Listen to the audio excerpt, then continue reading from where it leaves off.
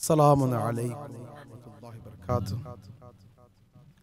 أعوذ بالله من الشيطان الرجيم بسم الله الرحمن الرحيم لا حول ولا قوة إلا بالله العلي العظيم أفوز أمري إلى الله والله بصير بالعباد الحمد والثناء لله رب العالمين ثم الصلاة والسلام وتحية الكرام على جميع الأنبياء والمرسلين والشهداء والصالحين والصديقين وعلى خير خلقه البشير النذير السراج المنير الذي سمي في السماء بأحمد وفي الأرضين بأبي القاسم محمد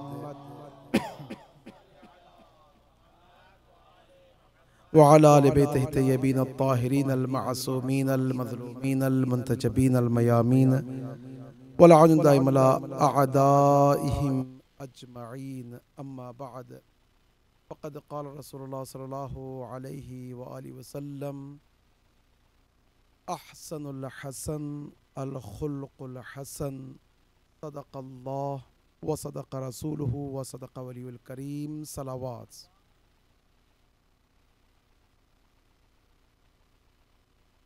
Brothers and sisters, first of all, I would like to extend my tabrika, tahiyat, my best wishes, congratulations to you all and Imam of our time for the milad and birth of Imam Hassan al-Mujtaba Ruhi wa arwahul alamin al-Maghdum al-Fida.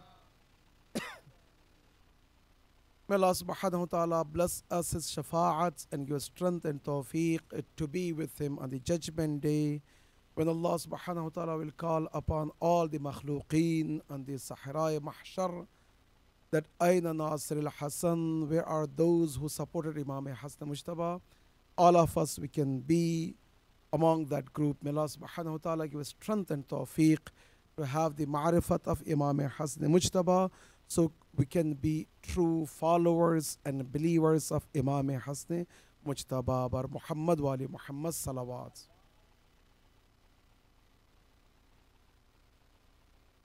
Brothers and sisters, first of all, when we talk about the life of Imam Hassan Mujtaba, or the great personality like Imam Hassan Mujtaba, first we have to see that what is his title and what is the relationship between us and him. Sometimes when we talk about the great personalities, people, those who left a good legacy among the people, or those who leave this world with some achievements, we can talk and discuss about these people's kings, queens, or those who changed the course of history, or those who contributed towards the people, or those who damage bad people, good people, the famous people, the legacy. We can talk and discuss about the legacy and how the mankind has been changed, or their contributions, and so on and so forth. But all what we talk, even Quran is a book of guidance. It's not historical book. When we say Quran is a book of guidance, it's not only the book of guidance for the people of the time of Holy Prophet or the people of the time of our Imams. No, the book of Quran, the book is a guidance. It means today, to me, to you, tomorrow, those who come, all the mankind, everyone, insan, those who are in the category of insan or jinn. This book is, Quran is a guidance for all of them. So Quran also refers numerously about the contributions of those who lived in the history, or those who used to be before Holy Prophet, good people and bad people as examples. We have that. In fact, like the story of Fir'aun or Namrud, or Hazrat Luqman. Luqman, although he was not prophet and imam, But Allah subhanahu wa ta'ala talks about Luqman highly and his contributions, and especially when it comes to the tarbiyats. That's a different. Even after Holy Prophet also, we had a great personalities, great scholars or ulama, those who did a lot to mankind. We talk and discuss about that. But the relationship between us and them is just فَاعْتَبِرُوا يَا أُولِي الْأَبْصَارِ. Quran, when our talks about the great peoples, the historical events, in the end says فَاعْتَبِرُوا يَا أُولِي الْأَبْصَارِ. You need to take lesson from their lives. Oh, those who precise, those who have aql. So we, inshallah, blessed with aql from Allah subhanahu wa ta'ala. That's the distinguish between us and all other creatures. They have a desire and soul, but not aql. We have desire and soul and also aql. That's the distinguish between us and them. So فَاعْتَبِرُوا يَا أُولِي الْأَبْصَارِ. We have to take lesson from the historical events and points. And even Imam Ali alayhi salam, he mentioned after he got the, he was injured by Ibn Muljam, one of his points of nasiha is, Ya bunayya, oh my son, know that we don't have two lives, on which in one life we can accumulate the experience, and in second life we can act upon. No, we have only one life. Therefore, our life and those who used to be with before us in this world is similar. So see what are their achievements, what they did, and what was their mistakes. You see and take lesson from their lives and imply in your life. That's one point. It's very clear. But when we talk about prophets or imams, our relationship between us and them is same as a فَاعْتَبِرُوا يَا أُولِي الْأَبْصَارِ or different. That's not the case. When we talk about our imams, they're not historical personalities, those who lived, those who left with good legacies. We're not talking about that. They're uswatul hasana, the role model, not only as a historical point to get lesson. No, they're role model to me, to you, so I can follow. I can follow each and every split second of my life with them. When we ask from Allah subhanahu wa ta'ala, Ilahana la takilna ila anfusina tarfata aynin abada. Allah subhanahu wa ta'ala, don't leave us by ourselves even for one split second. We're asking from Allah subhanahu wa ta'ala to not leave us by ourselves. It means, Allah subhanahu wa ta'ala, give us life with Ahlul Bayt. Allahumma ja'al mahya Muhammadin wa ali Muhammad.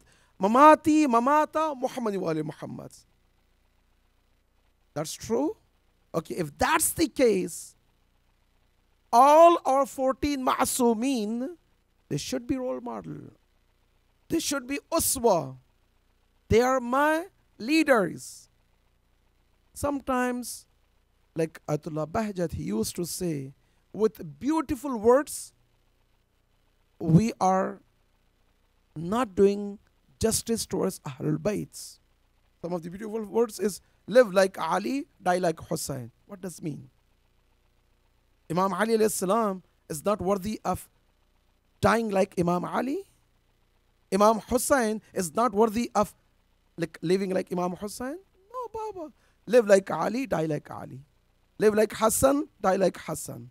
Live like Hussein, die like Hussein. That's, there is no difference. Why? Because the life of 12 Imam, 14 Ma'asum is a life of light, guidance. Each and every split second of their life is important for me.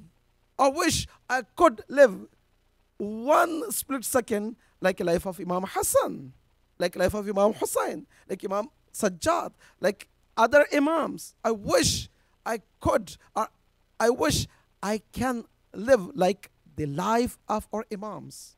Period. So all the Imams, their life, their sulh, their standing, everything is completely compatible with our life. Should be, that's the case. That's the meaning of uswa. When we say uswa, leader, follower. So between leader and follower should not be even 1 centimeter difference. We have to follow exactly the same way they lead. When the Holy Prophet says, Sallu kama ra'aytumuni usalli, the same way you see me, I offer the prayers. So prayers 2 rakat, Dhuhr is 4, Asr is 4, Maghrib is 3 rakat, Isha is 4 rakat. You need to follow the same way. We cannot add or we cannot subtract even 1 small point. That's not only for the prayers. In all our life, the same thing. We should act like them. We should live like them. We should practice like them. We should offer the prayers, fasting, everything like them. That's the meaning of uswa. That's the meaning of role model. That's the meaning of imam and ma'moom. Qa'id and the one who follows the qa'ids. They're our qa'id, imams. When we die, Allah subhanahu wa ta'ala through angels, when angels come to me, when they ask me, هل أنت على الأحد الذي فارقتنا عليه من شهادة الله إله إلا الله, when they ask me, are you with the promise you made in Alam Dhar with Allah subhanahu wa ta'ala, you are in the same promise. One of those promises or one of the responsibilities is, who is your imam? Not historical point. Yes, Luqman was great person to learn, to have some lesson. Yes, Fir'aun, his personality is amazing for me in terms of not following him. Why? Because his personality is completely against the teachings of Islam. So I should have that in my mind. That's just a lesson I'm learning. But I'm following? No. Whom I follow? I follow our imams or ma'asooms. So it should be compatibility between me and imam. Today, brothers and sisters, we're celebrating the milad and birth of the second imam, fourth ma'asoom, Imam Hassan al-Mujtaba, Ruhi wa arwahu al-alamina li-maghdum al-fida, beside the salawat. We have to ask this question with ourselves, that there is no compatibility between me and him in terms of akhlaq, in terms of tahajjuds, in terms of his zuhds, taqwa, all the good attributes he had. Because our imams, Khalifatullah, Khalifa Kamil, the complete Khalifa on the earth. It means they are the manifestation of the beautiful attributes of Allah subhanahu wa ta'ala. When we say Imam Ali, Yadullah, Ainullah, Lisanullah, I mean it. Why? Because when he speaks with the desire of Allah subhanahu wa ta'ala. Ya la yantiqu anil hawa in huwa illa wahyun yuha. When he walks with the desire of Allah subhanahu wa ta'ala. When he talks with the desire of Allah subhanahu wa ta'ala. So all the beautiful attributes of Allah subhanahu wa ta'ala, if I want to see, we can see in Imam Ali, in Imam Hassan, in Imam Hussein. So if that's the case, I am a follower. It means I am a manifestation of the beautiful attributes of our imams. So what our imam, he acted, that should reflect in my actions. Today, when I say I'm flag bearer of the Imam Hussein, maqsad of Imam Hassan, if I'm an ambassador of Imam Hassan, I should represent Imam Hassan all the angles. Not in one simple word that, yeah, I love. Yes, love and muhabbat and muwaddat should be there. But this muhabbat and muwaddat and love should reflect in my actions. My actions should be compatible with the life of Imam Hassan Mujtaba. Brothers and sisters, if today we're commemorating, we're celebrating after 14th century the birth and milad of Imam al-Hassan al-Mujtaba, I should ask myself that whether I'm a true ambassador and follower and manifestation of the beautiful attributes of Imam Hassan al-Mujtaba or not. If not, I have to go and have to fix. So I can build a good relationship between me and him. So I can have a good compatibility between me and him. So we can proudly announce that, yes, we are the Shia of Ahlul Bayt. That's true? Alhamdulillah. So once we understand these 2 points, that they're not just historical people, personalities, rather, they are imams, they're hadir, they're high. Today, now, at this time, I have to announce that he is my imam, he is my qa'id, he is my mawla, and I am his follower. If that's the case, brothers and sisters, go back to history and see what you have knowledge about Imam Hassan Mujtaba. The first point is, if I want to follow someone, I should know that person. I should know his move. I should know his standing. I should know his attributes. I should know his characters. I should know his sayings. If I don't know, today, after mashallah, how many majalis we attend, how many programs we attend, how many times we celebrated the milad and birth of Imam Hassan Mujtaba, and also the shahadat of Imam Hassan Mujtaba, the month of Safar. It's good.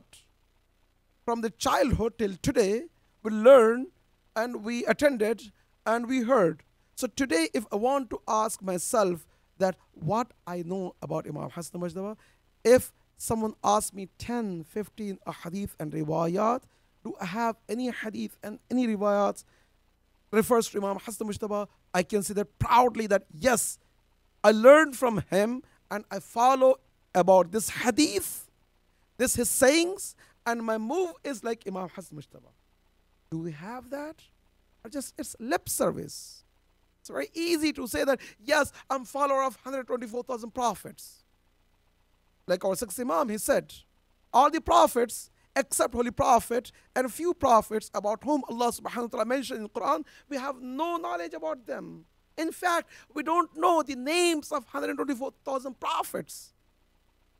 Except few prophets, where Allah subhanahu wa ta'ala mentioned in the Quran, around 27, 28 prophets, and also few other prophets, which has been mentioned in the historical books, hadith and riwayat, that's it. So then how can I say I believe 124,000 prophets? Our sixth Imam said, whenever you believe us, whenever you follow us, we are the representative of all 124,000 prophets. So if they are the representative of 124,000 prophets and Allah subhanahu wa ta'ala on the earth, alhamdulillah, it's an amazing history we have. And the history, Insan Kamil, like our great scholars, they mention, Insan Kamil, one complete insan, is from the time of Holy Prophet till the Ghaibat Sughra. Ghaibat Sughra happened what Hijri? Anyone can? 265. 265 Ghaibat Sughra happens. And the Ghaibat Sughra also lasted for 70 plus years, 330 plus the Hijri, Ghaibat Kubra happens. So, Insan Kamil, people, they had access to Kamil Insan from Holy Prophet, which we have a history, the Ahl Sunnat books, Shia books, all that. Imam Ali, Imam Hassan, all the way till 12th Imam. So 265 plus. Before Hijrah, Holy Prophet, he acted as a prophet. He announced his prophecy at the age of 40. It means 13 more years. You add 13 more years. So if you add 265 plus 13, it's going to be 300 300 and? No, no. If you add 265 plus 13, it's going to be 278. So 278 years. So if I want to know today, Insan Kamil, I have to go back to the golden era of 278 years of the history of mankind. Brothers and sisters, sometimes when we talk about the historical books, when you talk about ahadith and riwayats, we don't know what is going. We don't know how many ahadith and riwayat we have. Thousands of books were burned. Thousands of books or ulama voluntarily they buried in the cemeteries, having a fear that the zalim can come and burn. So that can be preserved. Some of the books today we have, like Abaqatul Anwar, was buried in the graveyard. Later on, or great scholars, they find out and they preserve, and some of those pages were gone because not clear. Or like Sheikh Mufid, his books, 100 plus books.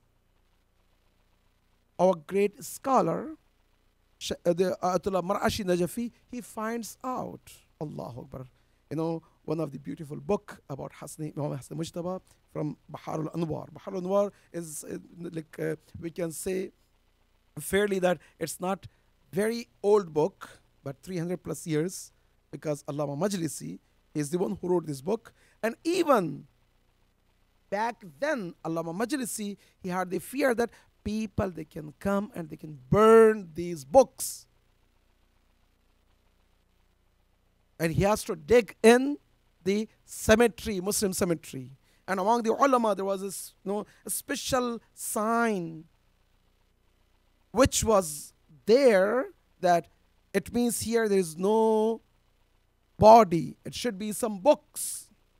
So people, they can go and they can dig in and they can find out. And some of the books, people, once they dig in, they used to bring and they used to sell in the market because they don't know what's the value of that.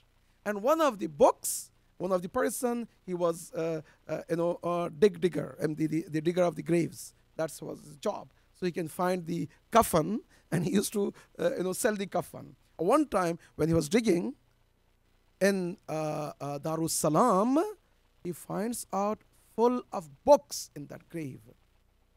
He brought that books and he sold to those people. Like they had a small stores back then, and that person, he used to take the book and he used to rip. For example, if you want something, like for example sugar, he used to rip one page and put some sugar and give it to you. Ayatollah Najafi Marashi, he was sick. He went to the tabib. Back then, there was no known doctors, tabib. And by the way, that tabib, he was tabib for everything. You have any types of things. You have fever, or if you have a stomach problems, if you have a bone problems, you have a headache, you have everything A to Z. They will take care of that. Now today, if you go to the tabib, it's okay, I'm not a specialist in this area, that area, I need to go. We have mashallah. So anyhow, back then, so he went there for some diseases he had. So he wrote some things, go ahead and get from this store your medicine. He went there, and the person gives him some medicine and some pills, whatever, and he ripped one of the books and gave it to him. And he took that and he came to home, and once he opened, his eyes was flashing. What is this? Wow, a beautiful handwritten book. When he finds out that Shaykh Tusi, his book, Qawaidul Maram, Allahu Akbar, about the aqaid of Tashayyu', about the stance of Imam Hassan Mujtaba, one of the great scholar of the time. Ayatollah Najafi Marashi, he ran to the store, said, "Can I have that book?" Said, "Yes, well, I bought, for example, for 2 cents, whatever." Said, I'm ready to pay. And he said, you have other books? He said, this box of books, you're crazy? Why you want to have that? Said, yes, I'm crazy. I want to get all these books. And he bought that. Said, wow, they got from the graveyard of the Darussalam in Najaf, and they're abusing these types of things. So today, if I want to search about the life of Imam Hasan Mujtaba, other Imams, what I have? Unfortunately, enemies, by purpose, by design, they want to attack the personality of Imam Hasan Mujtaba. Today, if you go to Saudi, unfortunately, you go and search in all the bookstores, libraries, and you want to find out about Imam Hasan Mujtaba, you'll find hundreds of books written garbage, attack towards Imam Hasan Mujtaba. Having, for example, he was habitual of divorcee. He had 3,900 wives. Can you imagine that? A man who lived only for 48 years, and out of 48 years, he spent good amount of time in Kufa, in Medina, only few years, 3 years in the time of Imam Ali, and 6 months in his time. We can talk and discuss about his life tomorrow because of the time fact. Inshallah, I'm going to continue about his life and his different stages of his life. Inshallah, I can talk and discuss tomorrow. Today, just a muqaddama, prelude about the life of Imam Hasan Mujtaba. So at least we know where we're standing in terms of his life and what we know about him. Inshallah, tomorrow we can talk a little bit more about his life. So 3 years, 6 months, 3,900 wives? Who aqil can understand and can accept that? But large number of people, they go and they buy the books and they think that this is a good book. And sometimes some of the so-called the lovers of Ahlul Bayt say, wow, Imam Hasan Mujtaba, he should be so strong. What is that? Is the strength of a person? What type of the life you're presenting to the people? That's just one simple example. The things which written in those books is nothing but poison against the life of Imam Hasan. Not only against the life of Imam Hasan Mujtaba, against the life of a normal person.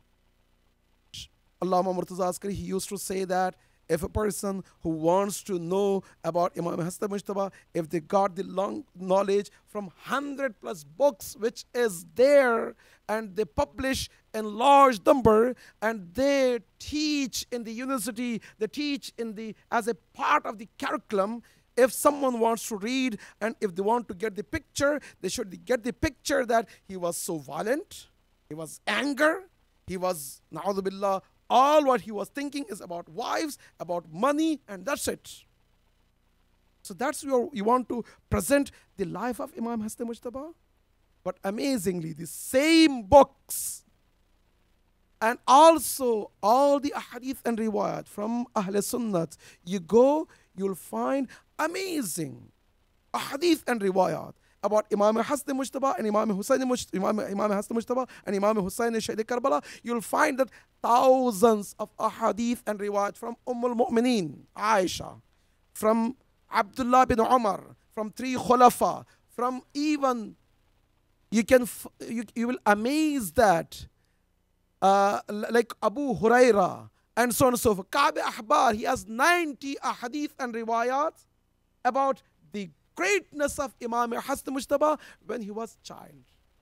So my question, brothers and sisters, to you is, if Holy Prophet is a prophet from Allah subhanahu wa ta'ala, ma yantiqu anil hawa in huwa wahyun illa yuha, he doesn't speak by his own desire. If he talks about a child called Imam Hasan Mujtaba, that high, thousands of hadith and riwayat, enemies and lovers, everyone, they notice and they said all that, and yet his life later on is like that? Or we don't know at all about Imam Hasan Mujtaba from 3-4 year old after the Shahadat or Rahlat of Holy Prophet till his time of Khilafat.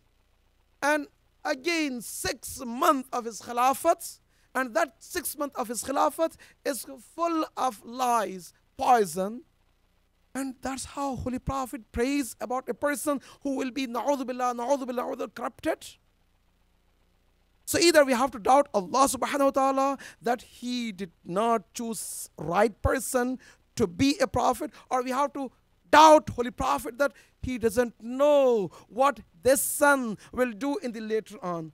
Or we have to see that these poisons, lies, has one motivation. That motivation is to degrade, demoralize, bring the personality of Imam Hassan Mujtaba to the personality of all those who so-called khulafa. So people, they don't distinguish between the personality of Imam and Khalifatullah Haqiqi, the one who was appointed by Allah subhanahu wa ta'ala, and the fake khulafa of Bani Abbas and Bani Umayyah and so on and so forth. So obviously their motion or their incentive and their idea is to bring down the personality of Imam Hassan Mujtaba. If Imam Hassan Mujtaba can do all that, if Yazid does that, so what? Still we can say Yazid rahmatullah alayhi. Why? Because Yazid also did same the line like Imam Hassan Mujtaba. So that's the purpose, to cover their own mistakes, to cover their own khulafa, to cover their own lies. What they did is they demoralized and they brought down the personality of such a Imam Hassan Mujtaba. Brothers and sisters, today if I want to connect to the life of Imam Hassan Mujtaba, please say salawats. We have to get the right knowledge from the right sources. Alhamdulillah, today no one can have any excuse that, well, I don't know, I don't have any books. No, alhamdulillah. We have numerous sources. And alhamdulillah, the technology can give us a good platform to go and to learn. We have to dedicate these few days to know about the life of our second Imam. At least few books, few articles, and few stories, and ahadith and riwayat. If I learn from the right source, if I know some of the ahadith and riwayat, I can follow him better. I can say that he is my qa'id, I'm his follower. One beautiful story.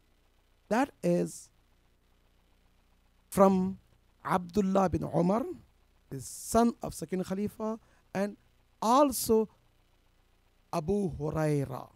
These two people, you know about them. Sometimes even bad people, they say some of the haqa'iq, you'll amaze. Wow, mashallah. You're proud of. So we have to be proud of our imams.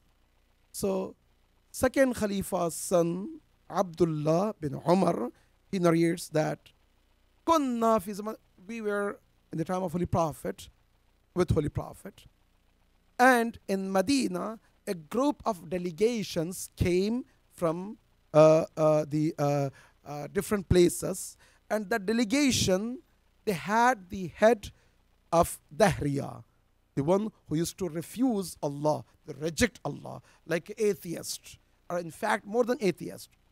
So the delegation, they came to debate with Holy Prophet. The moment they enter to Holy Prophet, they started cursing Holy Prophet. So once, we have to take 1 second to think that in Masjid Nabi, in the capital of the government of Imam Ali, Imam Holy Prophet, and Holy Prophet sitting there with thousands of companions, just imagine that here, if someone comes, enters, and accuse, and he throws something to me, I'm sure that few people will stand. So, no, that's wrong. Isn't? So Holy Prophet is sitting in Member, giving the lecture. Masjid Nabi, so-called Muslims, they're sitting. And Dahriya, with delegations comes and start disrespecting Holy Prophet and throwing some bad words, and also, to the point that hadith and they spit. Na'udhu billah. At the time, companion, some of them, they want to stand and they want to defeat. Holy Prophet said, Kallu, I know I can take care of that. Sit down. Said, okay, you came from far. I know that you have some problems or some questions. Come and tell me what's your questions. He said, no, there's 1, 2, 3, 4. He was going on and on and on and on. Holy Prophet, he said, you want to see my miracle? I'jaz. Abdullah bin Umar, he said, I was a child, maybe 7, 8, 10 years old, and I was expecting that Holy Prophet can bring the sun and moon to show the miracle. Holy Prophet said, Aina ibni Hassan. Where is my son Hassan? Abdullah was shocked. Wow, he is calling for his son Hassan. When Imam Hassan Mujtaba enters close to Holy Prophet raised the hand of Imam Hassan Mujtaba and said, O people, delegations came.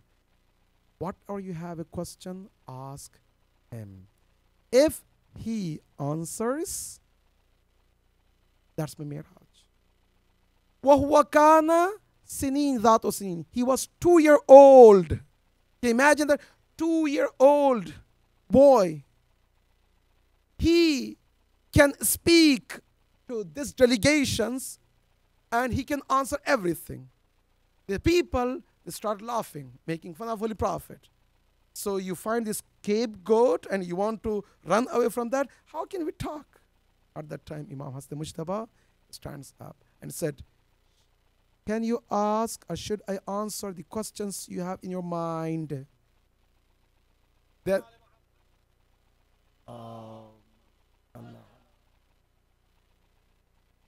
Abdullah bin Umar said, the moment he began to speak, was shocked. Everyone was looking as if pin drop silent. And Dahriya jarred down. He cannot speak. He was just staring. Imam Hassan Mujtaba began to speak his mind. When you left your place, that was your question in your mind. Later on, people, they added this question. And later on, this question. Later on, this question. Later on, this question. And before you enter, you want to say this one. And once you enter, start cursing, and this and that, all. At that time, this Dahriya bowed down. He said, indeed, whatever we see today, if Holy Prophet brings the sun and moon in his hand, that could not change in our mentality. Why? Because we can say that that is something magic. But by speaking 2 years old, his grandson, his son, this way, we conclude that he should be the Prophet of Allah subhanahu wa ta'ala. Or Muhammad Ali Muhammad sallallahu. May Allah subhanahu wa ta'ala bless us and give strength and tawfiq to learn about the life of Imam Hassan Mujtaba so we can have a good compatibility, good a ground to be followed to him. May Allah subhanahu wa ta'ala bless us and give strength and tawfiq to be among those who consider as muttaqeen on the judgment day. أقول قولي هذا واستغفر لكم إلى أرواح المؤمنين والمؤمنات بالأخص مرحومين الحاضرين. Your مرحومين مرحومات بالأخص those who sponsor tonight and those who sponsor in the nights of the month of Ramadan, and also all the marhumin, marhumat, mu'minin, mu'minat around the world, especially those who gave their life for the love of Imam Hassan Mujtaba and Ahlul Bayt. Al-Fatihatu ma'al ikhlasi was salawat.